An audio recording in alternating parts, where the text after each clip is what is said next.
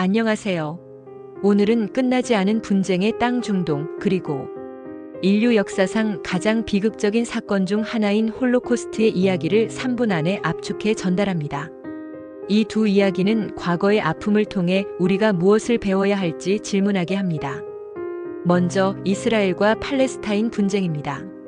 이 갈등은 단순히 종교 분쟁이 아니라 예루살렘을 차지하기 위한 유대인과 아랍인의 민족적 싸움, 즉 땅을 둘러싼 싸움입니다. 고대 유대인들은 가나안 땅, 지금의 팔레스타인에서 왕국을 세웠지만 로마 제국에 의해 강제 이주당하며 디아스포라의 시대를 맞이합니다. 유럽 각지로 흩어진 유대인들은 러시아의 포그롬, 프랑스의 드레피스 사건처럼 잔혹한 박해와 차별을 겪어야 했습니다. 이에 시온주의 운동이 태동했고 시온 예루살렘에 유대인의 나라를 세우려는 열망이 커졌죠.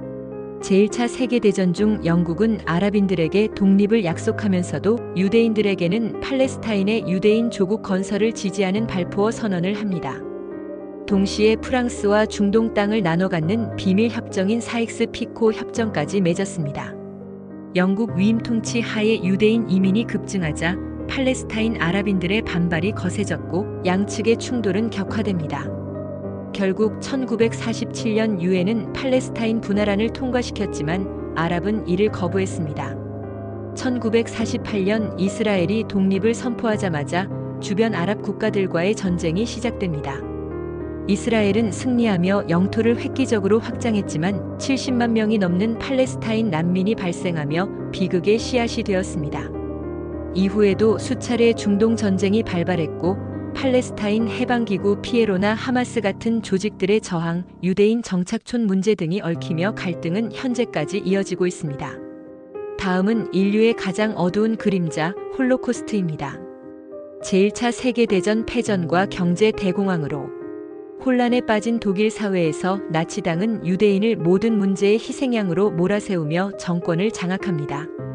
괴벨스가 이끄는 선전부는 영화 의지의 승리 등을 통해 유대인을 해충으로 묘사하고 히틀러를 신격화하며 국민들을 선동했습니다. 나치 친위대 SS는 히물러와 괴링의 지휘 아래 유대인 학살을 체계적으로 실행했습니다. 유대인들은 게토에 격리된 후 기동 학살 부대와 가스차, 아우슈비츠 같은 절멸 수용소의 가스실에서 대량 학살당했습니다.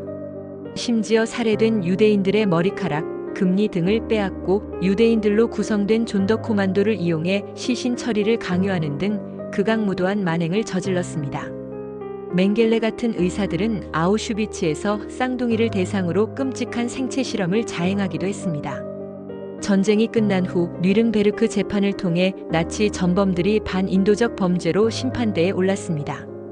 하지만 전범들은 히틀러에게 책임을 전가했고 재판 또한 승전국의 정치적 성격이 강해 홀로코스트의 핵심이 충분히 다뤄지지 못하는 한계도 있었습니다. 수많은 나치 전범들이 남미로 도피했지만 유대인 학살의 실무 책임자였던 아이만은 이스라엘 정보기관 모사드에 의해 체포되어 예루살렘에서 재판을 받았습니다. 그의 나는 명령에 따랐을 뿐이라는 변명은 악의 평범성이라는 논쟁을 불러일으켰죠. 그러나 유대인을 도왔다 처형당한 안톤 슈미트 같은 인물은 어떤 상황에서도 인간에게 도덕적 결단의 자유가 있음을 보여주었습니다. 독일은 빌리 브란트 총리의 무릎 꿇기와 전범 기업들의 배상, 홀로코스트 범죄에 대한 공소시효 폐지 등을 통해 과거 청산에 노력해왔습니다. 이는 민주주의와 인권 실현을 위한 중요한 과정이지만 여전히 다른 피해자들에 대한 추모와 식민지 과거 인정 등 해결해야 할 과제들도 남아 있습니다. 이 비극적인 역사들은 우리에게 깊은 교훈을 남깁니다. 과거의 고통을 기억하고 직시해야만 현재를 올바르게 살아가고 더 나은 미래를 만들 수 있습니다.